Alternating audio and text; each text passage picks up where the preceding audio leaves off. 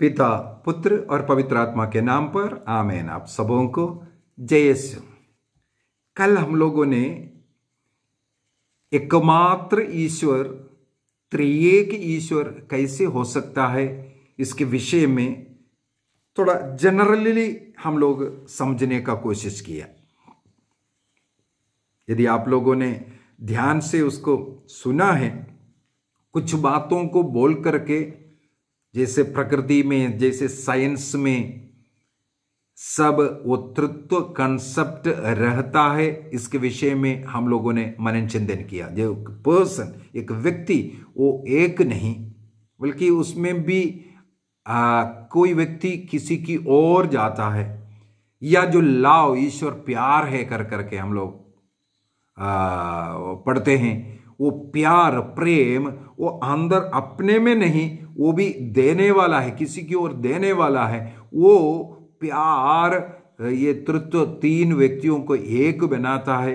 ये सब हम लोगों ने जनरल कंसेप्ट के रूप में हम लोगों ने कल के क्लास में मनन चिंतन किया। और कल के क्लास में कुछ ऐसे बातों को भी मैंने बोला था, कुछ बातें हमें विरोधाभास भी लगता है और डाउट भी लगता है, ईश्वर ने ऐसा क्यों कहा, ये बाइबल का वचन ऐसा क्यों लिखा। वो गलत नहीं है, हम लोग उसको सही रूप से सीखा नहीं, इसके कारण है। और मैंने बोला था, एक शब्द को देख करके पूरा बाइबल का निचोड़ कभी नहीं निकालना है। पूरा बाइबल को पढ़ करके उसका निचोड़, उसके द्वारा उस वचन का क्या अर्थ है, इसको समझने का हमें प्रयत्न करना पड़ता है। तो आज हम लोग पवित्र बाइबल के अंदर थोड़ा घुसने जा रहे हैं। ईश्वर का कोई रूप या ईश्वर का तृत्व का कुछ इंडिकेशन, कुछ चिन्ह पवित्र बाइबल से मिलता है कि नहीं, इसको हम लोगों को थोड़ा सा आज गहराई से पढ़ने की जरूरत है। यदि आपने कल का क्लास अभी तक नहीं देखा, एक बार जरूर देखिएगा, इसके बाद इस क्लास को शुरू करना सबसे अच्छा रहेगा। और यदि आपने देखा है तो हम लोग आज का क्लास प्रारंभ करते हैं, पुराना विधान से शुरू करते हैं। नए विधान के विषय में मैंने कल के क्लास में कुछ बातें बता कर दिया था, वो हम सब जानने वाला है। ईसा मसीह का बपतिस्मा के समय पर पिता का वाणी सुनाई दिया, पवित्र आत्मा कपोत के रूप में उतरा और ईसा मसीह बपतिस्मा ग्रहण कर रहे थे। पिता और पुत्र और पवित्र आत्मा तीनों वहां पर, उसी स्थान पर मौजूद था। पिता का दर्शन नहीं मिला था।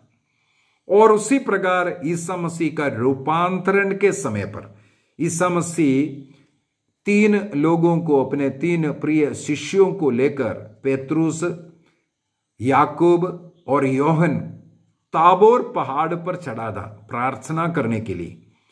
इन तीनों के सामने ईसा मसीह का रूपांतरण हुआ और इन शिष्यों ने उसका साक्ष्य देता है। पेतरुस अपने पत्र के अंदर भी ये साक्ष्य लिखा है, हमने ये देखा है।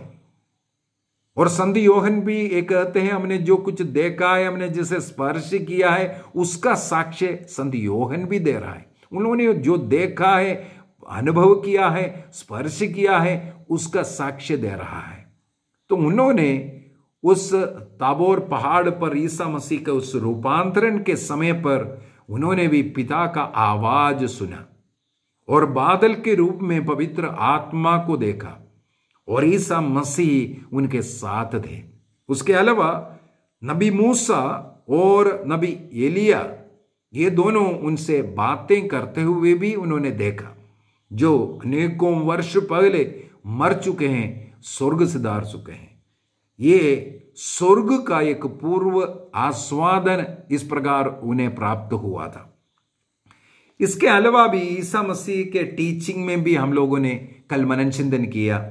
मत्ती के सुसमाचार 28-19 के अंदर ईसा मसीह शिष्य लोगों को सुसमाचार का प्रचार करने भेजते हुए कहा, तुम सारे सृष्टि को शिष्य बनाओ और उन्हें पिता, पुत्र, पवित्र आत्मा के नाम पर बपतिस्मा दो कर करके। पिता, पुत्र, पवित्र आत्मा का नाम ईसा मसीह ने स्वयं लिया और कहा उनका नाम पर।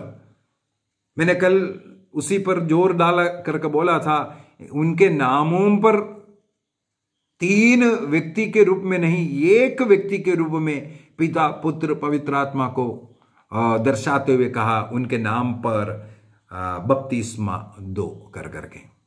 उसी प्रकार यदि कुरिन्थियों का दूसरा पत्र अध्याय 13 वाक्य 13 के अंदर संत पौलुस कलीसिया को आशीष देते हुए पिता पुत्र पवित्र आत्मा के नाम पर आशीष दिया। यही पवित्र मिस्सा बलिदान के अंदर पुरोहित द्वारा कलीसिया को आदिम कलीसिया से लेकर के इसी वचन के अनुसार पुरोहित लोग आशीर्वाद देते हैं। तो पवित्र तृत्व का नाम, पवित्र तृत्व का उपस्थिति नए विधान के अंदर हम लोग जरूर पाते हैं।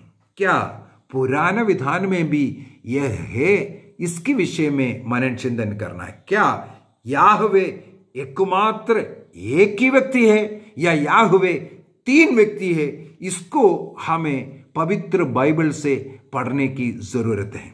उत्पत्ति ग्रंथ को ही शुरू करते हैं। उत्पत्ति ग्रंथ उसके अध्याय 1 वाक्य 26 के अंदर हम लोग पढ़ते हैं, सृष्टि कर्म के लिए 6वें दिन ईश्वर ने सब कुछ सृष्टि करने के बाद आखिरी में मनुष्य की सृष्टि कैसे कर रहा है। उत्पत्ति ग्रंथ उसके अध्याय 1 वाक्य 26 में इस प्रकार लिखा हुआ है, ईश्वर ने, याहवे ने कहा, हम मनुष्य को अपना प्रतिरूप बनाएं, वह हमारे सदृश हो।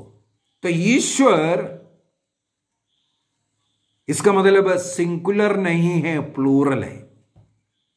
वहां पर ईश्वर कहता है हम मनुष्य को अपना प्रतिरूप बनाए। इसका मतलब आदि में जब सृष्टि के समय पर जो ईश्वर है उसका रूप एक नहीं, सिंगल नहीं है, वो प्लूरल है। सिंगुलर नहीं, प्लूरल है करके हमें पता चलता है। वो एक नहीं, एक से ज्यादा है।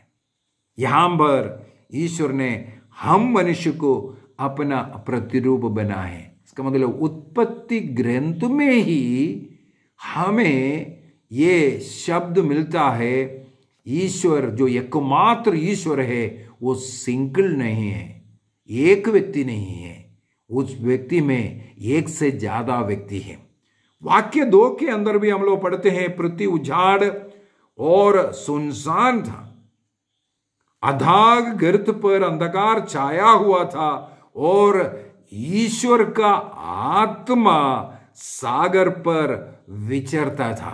वहां पर ईश्वर के आत्मा के विषय में भी लिखा हुआ है। तो यहां पर ईश्वर ने कहा हम मनुष्य को अपना प्रतिरूप बनाए। इसको ही हम लोग थोड़ा आगे भी देखेंगे। अनेकों जगह पर याहवे के विषय में लिखा हुआ मिलेगा। उदाहरण के लिए निर्गमन ग्रंथ उसके अध्याय 3 के अंदर, निर्गमन अध्याय 3 के अंदर ईश्वर नबी मूसा को दर्शन दिया है। उस दर्शन के समय पर मूसा ने क्या देखा, क्या सुना, उसके विषय में निर्गमन ग्रंथ अध्याय 3 में लिखा हुआ है। सबसे पहले हम लोग पढ़ते हैं निर्गमन का ग्रंथ अध्याय 3 वाक्य 2। वहां पर लिखा हुआ है, मूसा नबी ने जब झाड़ी को जलता हुआ देखा, लेकिन झाड़ी भस्म नहीं हो रहा है, आग उसके अंदर है, लेकिन झाड़ी को कोई हानि नहीं पहुंचा रहा है, तो वो देखा है करके उसके विषय में लिखा हुआ। वहां उसे झाड़ी के बीच में निकली हुई आग की लपट के रूप में प्रभु का दूध दिखाई दिया। कौन दिखाई दिया? प्रभु नहीं, प्रभु का दूध मूसा नबी को दिखाई दिया। एक बार और मैं पढ़ लेता हूं, निर्गमन ग्रंथ एक्सोडस चैप्टर 3 वर्स 2। वहां से झाड़ी की बीच में से निकली हुई आग की लपट के रूप में प्रभु का दूध दिखाई दिया। मूसा नबी प्रभु का दूध उस आग के अंदर देखते हुए वो आगे बढ़ रहा है, उसको नजदीक से देखने के लिए, क्योंकि आग तो जल रहा है लेकिन वो झाड़ी भस्म नहीं होता है।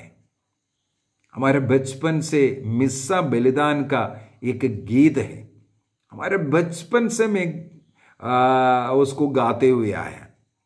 ये सीरो मलंगरा राइट का मिस्सा बलिदान का जो प्रारंभिक जो गीत है, उस गीत के अंदर इस विषय में गाते हैं। जिस प्रकार मूसा नबी उस झाड़ी को जलता हुआ देखा, लेकिन झाड़ी नहीं जल रहा था, उसको कोई हानि नहीं था, उस झाड़ी से आग निकलता हुआ उन्होंने देखा। वो आग ईश्वर का था। वहां पर उस गीत के अंदर हमारे चर्च फादर्स ने वो गीत बहुत सुंदर तरीके से लिख करके उसको माता मरियम के साथ जोड़ करके बताया। वो जो पत्ता जो नहीं जल रहा था, नहीं मुरझा जा रहा था, वो माता मरियम है, उनका कन्यत्व है। ईसा मसीह रूपी आग उनके अंदर आए और वो प्रसव भी किया, इसके बावजूद भी उनके कन्यत्व रूपी वो पत्ता, वो झाड़ी मुरझाया नहीं। वो पत्ता माता मरियम का कन्यत्व को दर्शा रहा था। तो यहां पर मूसा नबी वहां पास में जा रहा है और ईश्वर, वहां पर वाक्य 4 में लिखा है, मूसा नबी उसको नजदीक से देखने के लिए जब पास जा रहा था, ईश्वर ने झाड़ी के बीच से उसे पुकारा करके। वाक्य 4 में लिखा हुआ है। वाक्य 2 में हम लोगों ने क्या पढ़ा? प्रभु का दूध दिखाई दिया। और झाड़ी के अंदर से कौन पुकार रहा है? ईश्वर पुकार रहा है। इसी प्रकार आगे आगे लिखा हुआ है ईश्वर ने उन्हें क्या क्या कहा कर करके। जब प्रभु का दूध दिखाई दिया, ईश्वर की आवाज उन्हें सुनाई दिया। योहन बपतिस्ता ने बपतिस्मा के समय पर ईसा मसीह को और कपोत के रूप में उतरने वाला पवित्र आत्मा को देखा और आवाज पिता का सुनाई दिया। रूपांतरण के समय पर शिष्य लोगों ने सुना पिता को और देखा पवित्र आत्मा और पुत्र को। यहां पर भी लिखा हुआ है, प्रभु का दूध दिखाई दिया और आवाज ईश्वर को सुनाई दिया। इस प्रकार का घटना अनेकों जगह पर आपको मिलेगा।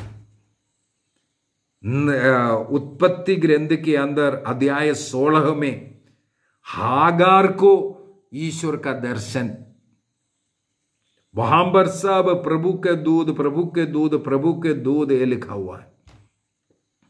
वाक्य 13 के अंदर जाकर के 7 से 12 तक पूरा प्रभु का दूध, प्रभु का दूध।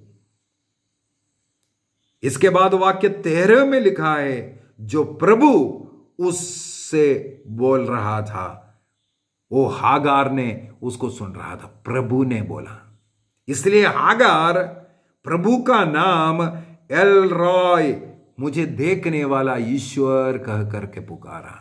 एल रॉय शब्द हागार ने उस ईश्वर को डाला, मुझे देखने वाला ईश्वर।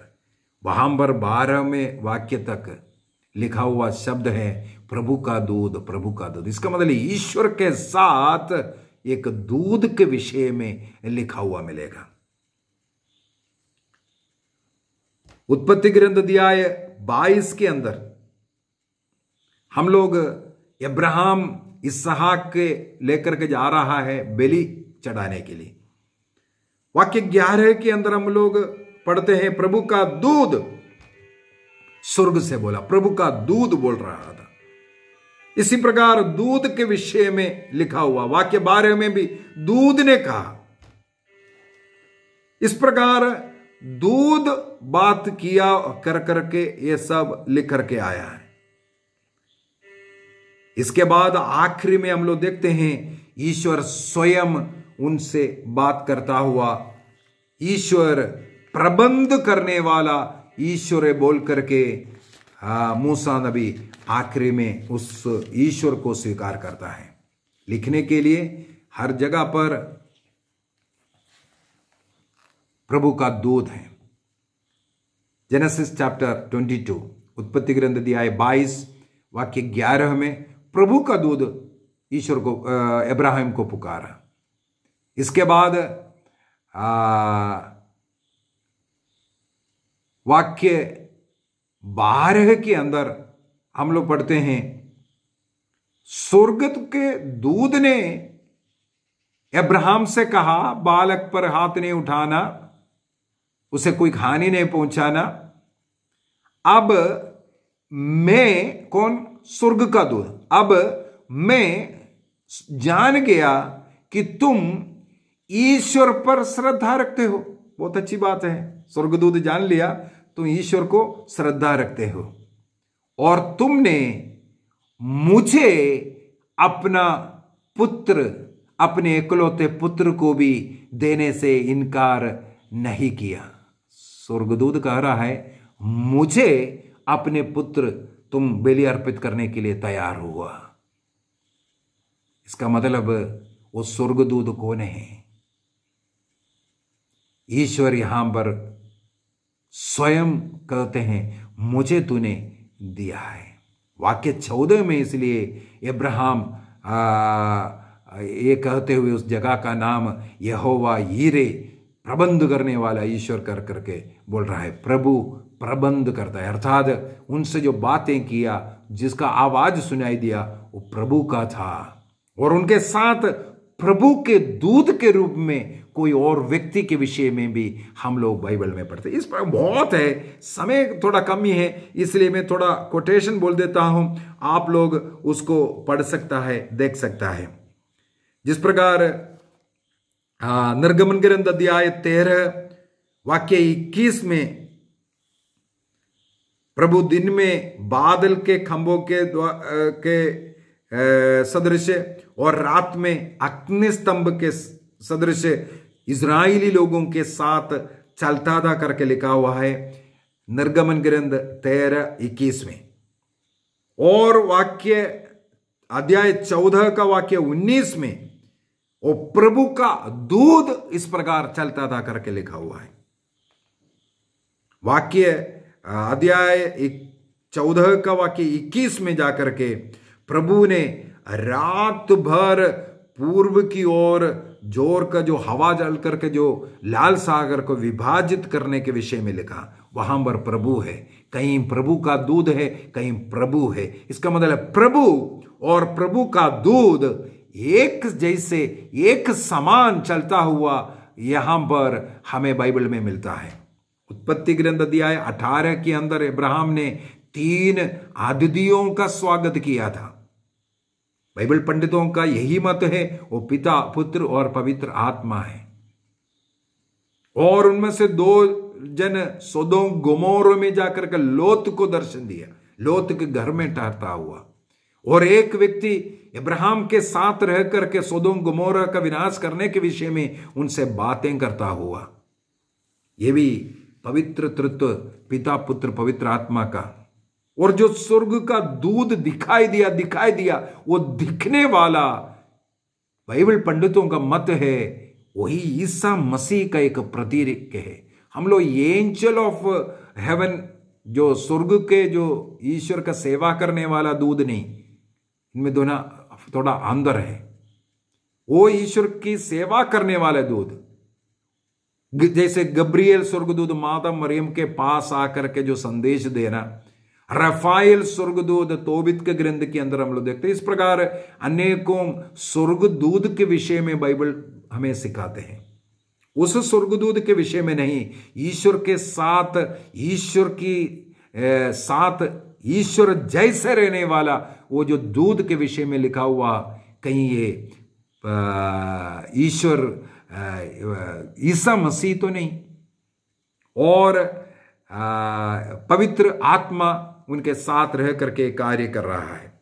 ये हम अनेकों जगह पर इस प्रकार ईश्वर का दूध, ईश्वर स्वयं बात करता हुआ, कार्य करता हुआ हम पाते हैं।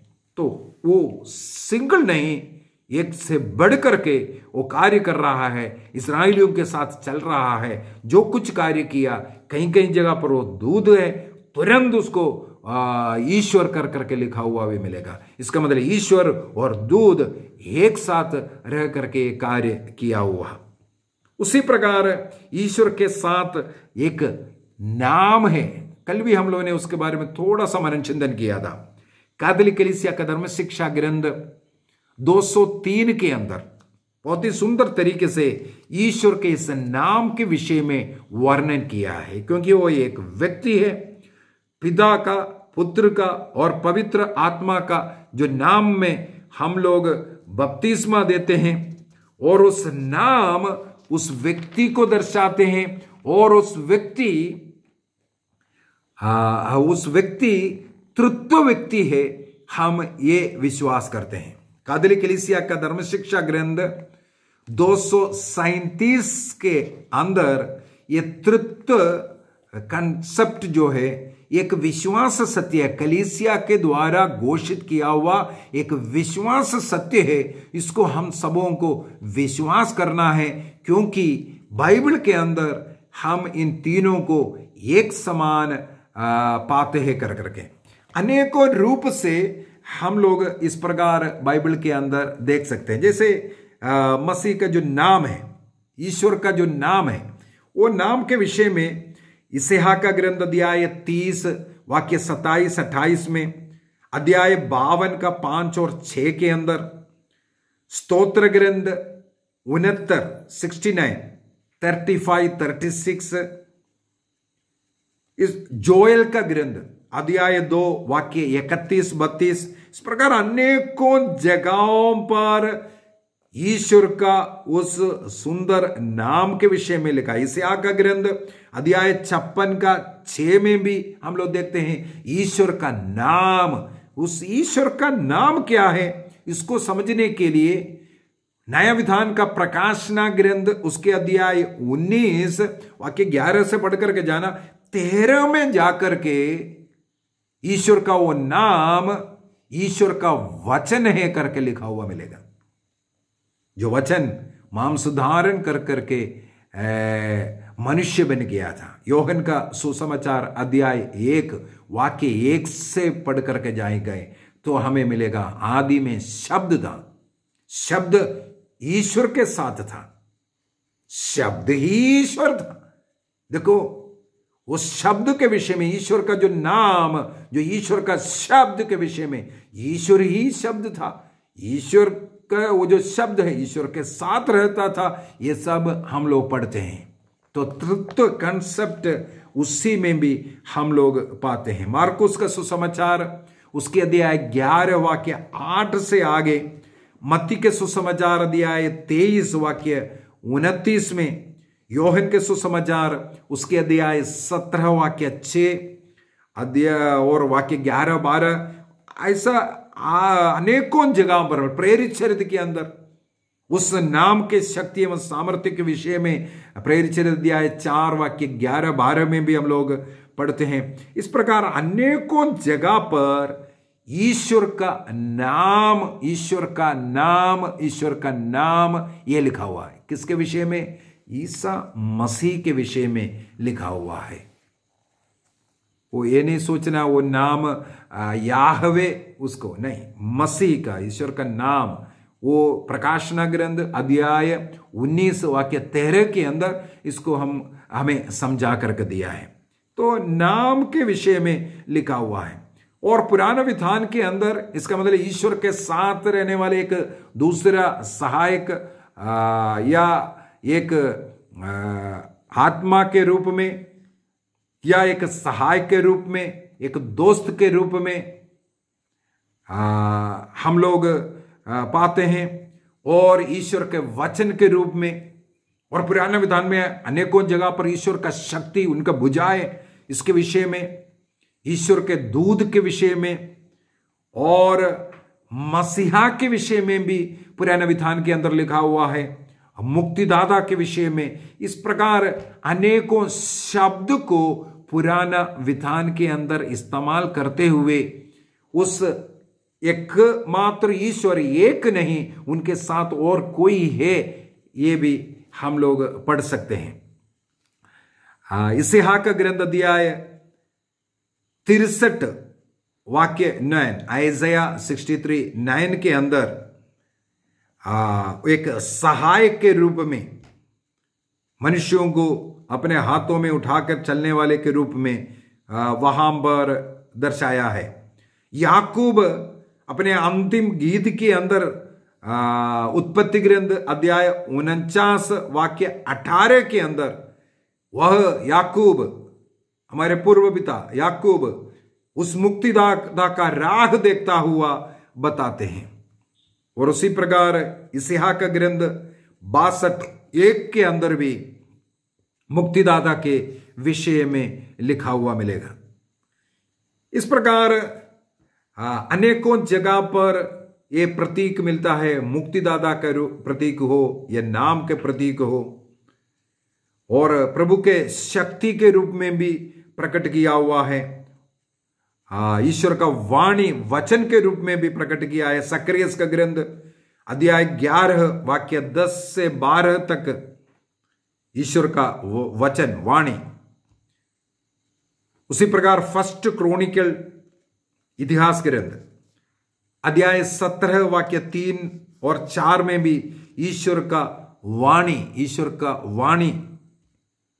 सामुएल का पहला ग्रंथ अध्याय 3:21। ये यहां पर सब हम लोग जो वाणी या प्रभु का जो शक्ति है, एसकेल का ग्रंथ अध्याय 40 वाक्य 1 और 2 में भी हम लोग पढ़ सकते हैं, है ना। प्रभु का वो भुजाएं, शक्ति। स्तोत्र ग्रंथ 21 का वाक्य 7 और 8, अनेकों जगहों पर हमें ये मिलता है। इसहाक का ग्रंथ अध्याय 53 में भी हम लोग पढ़ते हैं, वाक्य 1 से आगे पढ़ करके प्रभु का उस भुजा, ये वो शक्ति, ये सब क्या है? ईश्वर का वो शक्ति, वो भुजा, वो ईसा मसीह की ओर संकेत है, इंगित किया है। तो यीशु का वचन, ईश्वर का वचन हो, ईश्वर का नाम हो, या मुक्तिदाता के विषय में बताया हुआ, या उनके भुजाओं के विषय में, या दूध के रूप में, या पुत्र के रूप में, या दोस्त के रूप में, जहां कहीं भी पुराने विधान में इस प्रकार ये वर्णन किया है, वो मसीह की ओर इंगित करता है। तो एक से अधिक प्रभु का जो उपस्थिति को वहां दर्शाते हैं। इसहाक का ग्रंथ अध्याय 63 वाक्य 11 और 12 में हम लोग यदि थोड़ा ध्यान से पढ़ेंगे, वहां पर हमें पवित्र तृत्व का कंसेप्ट फिर मिलता है। तो इस प्रकार अनेकों जगह पर हमें पवित्र तृत्व का कंसेप्ट, तृत्व शब्द नहीं, कल भी मैंने बोल करके दिया, लेकिन पवित्र तृत्व का वो कंसेप्ट, वो व्यक्तियों को हम पवित्र बाइबल में, चाहे वो नया विधान हो चाहे वो पुराना विधान हो, वहां पर हम लोग पाते हैं। पिता के विषय में कैथोलिक कलीसिया का धर्म शिक्षा ग्रंथ 239 के अंदर इस प्रकार लिखा है, पिता सृष्टिकर्ता के रूप में पिता करके क्यों बोलते हैं? ना वो स्त्री है ना वो पुरुष है, बल्कि वो ईश्वर है। फिर भी हमारे मानुषिक बुद्धि में उस स्थान को बताने के लिए कंपेयर करते हुए, पुत्र को कंपेयर करते हुए पवित्र आत्मा को, वो पिता का वो एक स्थान देख करके हम बताते हैं। और कैथोलिक कलीसिया का धर्म शिक्षा ग्रंथ 242 के अंदर 325 का जो कलीसिया का पहला सिनड जो चला था, उस सिनड के अंदर पुत्र पिता के साथ एक ही तत्व है, इसकी घोषणा किया। मैंने कल भी कहा था, कलीसिया ने अनेकों महासभा में, सिनडों में इस पवित्र तृत्व का कंसेप्ट धीरे धीरे घोषणा करके हमें समझाया, इसको सिखाया। सबसे पहले AD 325 के एफेसुस सिनड के अंदर हमें ये सिखाया पिता और पुत्र का जो तत्व है एक ही है। पिछले एक क्लास में हम लोग मनन चिंतन किया था कोलोसियों का पत्र से उदाहरण लेते हुए और इब्रानियों का पत्र से उदाहरण लेते हुए। इब्रानियों का पत्र दिया 1 वाक्य 3 के अंदर लिखा हुआ है, वह पुत्र अपने पिता की महिमा का प्रतिबिंब है। मैंने बोला था आईना में जैसे हम लोग देखते हैं हमारा सेम शक्ल आईने में दिखाई देता है, उसी प्रकार पिता जैसा है उसी प्रकार प्रतिबिंब पुत्र है करके लिखा हुआ है। और उसके साथ पिता का जो तत्व जो है वो पुत्र का तत्व है, उसका प्रतिरूप है कर करके वहां पर लिखा हुआ है। और साथ ही साथ कोलोसियों का पत्र अध्याय 1 वाक्य 15 में, कोलोसियन चैप्टर 1:15, ईसा मसीह अदृश्य ईश्वर के प्रतिरूप, ईश्वर हमें नहीं दिखाई देता लेकिन ईसा मसीह जो है उस अदृश्य ईश्वर का प्रतिरूप है तथा समस्त सृष्टि के पहलोटे कर करके लिखा है, पुत्र के रूप में लिखा है क्योंकि उस ईश्वर को पिता का स्थान देते हुए। और कोलोसियों का पत्र दिया 2 वाक्य 9 के अंदर भी हम लोगों ने मनन चिंतन कर चुका है। ये सब मसीह ने ईसा मसीह में ईश्वरीय तत्व की परिपूर्णता अवतरित होकर के निवास करते हैं। इसलिए कलीसिया ने AD 325 में एफेसुस के उस सिनड में, महासभा में पिता और पुत्र एक ही तत्व से है, वो दोनों तृतीय ईश्वर का पिता है पुत्र है करके घोषणा किया, वो एक ईश्वर करके घोषणा किया। इसी को 381 से 81 का जो सेकंड सिनड जो हुआ था कॉन्स्टेंटिनोपल में, उसमें जब हम लोग जो विश्वास मंदिर बोलते हैं उस विश्वास मंदिर के अंदर भी हम लोग इसी को स्वीकार करते हैं, पिता पुत्र और पवित्र आत्मा में विश्वास करते हुए ये विश्वास मंदिर वहां पर पूर्ण रूप प्राप्त किया था 381 में। पहला 325 में मैंने शायद एफेसुस बोला, निसिया में, निसिया का पहला सुनहदोस हुआ, एफेसुस में नहीं, वो निसिया में, निसिया के सुनहदोस में पहला वाला। इसके बाद सेकंड वाला है 381 का कॉन्स्टेंटिनोपल में जो हुआ था। इन दोनों सिनडों में विश्वास सत्य के रूप में इस पिता पुत्र पवित्र आत्मा का जो घोषणा किया है। कैटेकिज्म ऑफ कैथोलिक चर्च का 243 के अंदर पिता और पुत्र के साथ उनकी बराबरी, उनके सेम सत्ता का पवित्र आत्मा का विश्वास सत्य को घोषणा किया। वो भी 381 का कॉन्स्टेंटिनोपल जो सिनड हुआ उसी के अंदर इस सत्य को भी घोषणा किया। सब बाइबल के आधार पर है, क्योंकि योहन का सुसमाचार अध्याय 14 वाक्य 26, अध्याय 15 का 26, अध्याय 16 का 14, इसमें सब पिता का पुत्र का और पवित्र आत्मा का विषय में लिखा है। पिता पुत्र के नाम पर पवित्र आत्मा को भेजता हुआ और पुत्र ईसा मसीह जी उठने के बाद स्वर्ग गया, स्वर्ग में जाकर के पिता के साथ उस पुत्र को भेजा कर करके लिखा हुआ है। इसका मतलब है पिता पुत्र के नाम पर और पुत्र स्वयं भी उस पवित्र आत्मा को भेजा है। इसलिए 381 के कॉन्स्टेंटिनोपल जो सिनड के अंदर पवित्र आत्मा के विषय में विश्वास सत्य की घोषणा किया है। और कैटेकिज्म 246 के अंदर फ्लोरेंस सिनड के विषय में जो 1438 के अंदर हुआ है, उस सिनड के अंदर पिता और पुत्र से पवित्र आत्मा उस सेम सत्ता है, तत्व है, ये बता करके हमें सिखाया है।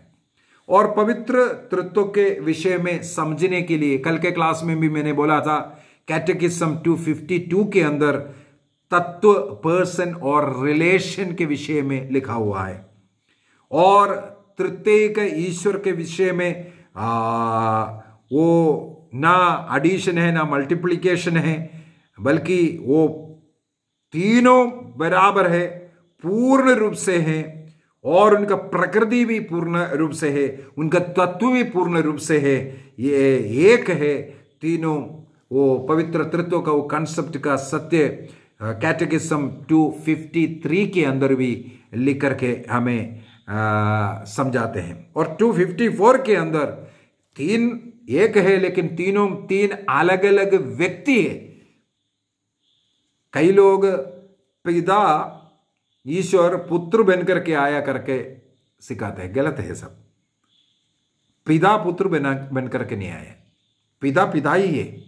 जो पिता में जो पुत्र था वो पुत्र मनुष्य बन करके आया, ईसा मसीह बन करके आया। वो पुत्र जो ईश्वर का वचन, हमने इसलिए उसको मनन चिंतन किया, ईश्वर के साथ जो पुत्र था, वचन के रूप में, शक्ति के रूप में, दूध के रूप में, जो भी अनेकों रूप पुराना विधान में हम लोग देखा है, आखिर में हमने मनन चिंतन किया, वो वचन है, वो वचन के रूप में, वो नाम के रूप में जो था, मसीह था उधर, वो वचन शरीर धारण कर ईसा मसीह के रूप में अवतरित हुआ है। वो पिता का अवतार पुत्र नहीं है, ये गलत तत्व है। इसलिए कैटेकिज्म 254 के अंदर उसका एक्सप्लेन कर करके हमें बताता है ये तीनों तीन अलग अलग व्यक्ति है। और फ्लोरेंस काउंसिल के अंदर पिता पूर्ण रूप से पुत्र और पवित्र आत्मा है, पुत्र पूर्ण रूप से पिता और पवित्र आत्मा है, और पवित्र आत्मा पूर्ण रूप से पिता में और पुत्र में। ये कैटेकिज्म 255 के अंदर से हम लोगों को कोट कर करके फिर से हमें सिखा रहा है। तो इस प्रकार पवित्र तृत्व का कंसेप्ट बाइबल के अंदर हमें पुराना विधान एवं नया विधान में मिलता है। इसका मतलब ये निचोड़ ये हम लेना है, ईश्वर एक है, लेकिन ईश्वर में तीन व्यक्ति है, पिता का, पुत्र का और पवित्र आत्मा के। ये हमारा मनुष्य के बुद्धि में समझने के लिए है। अनेकों लोग अनेकों रूप से उसको बताता है। सूरज हम लोग दिखता है एक गोल, लेकिन सूरज के अंदर एक ऊर्जा है। यदि सूरज का वो ऊर्जा पिता माने, उस सूरज का जो प्रकाश है पुत्र माने, और सूरज का जो ताप, जो गर्मी जो लगता है उसको पवित्र आत्मा माने, वो सूरज, वो ईश्वर, त्रिएक ईश्वर में ऊर्जा भी है, प्रकाश भी है और ताप भी है। इस प्रकार भी हम लोग इस पवित्र तत्व का कंसेप्ट को हम समझ सकते हैं।